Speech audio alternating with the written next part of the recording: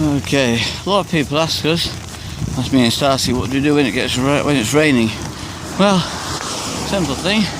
If you get bloody wet, and with a bit of lightning thrown in and thunder, and we're miles away from any kind of civilization, miles away from any shelter, we'll have to see before it actually throws it down if we can make it. But if you want to know how to make a recovery and try it go faster, wait until you have a black cloud over your head, and you'll find out how good your superhuman strength become. Nice bit of a flash. Get ready for the bang, probably. Not, maybe not. There we go.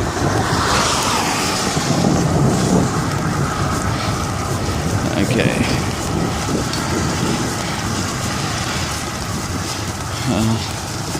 We better find somewhere quick because we're going to get absolutely drenched if we don't.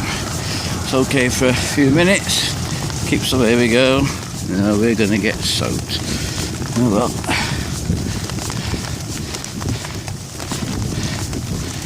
Find somewhere quickly, but I don't think I will. Parking there, but no shelter in there. Oh, bloody Laura. Here we go. I better put the camera out before that gets buggered.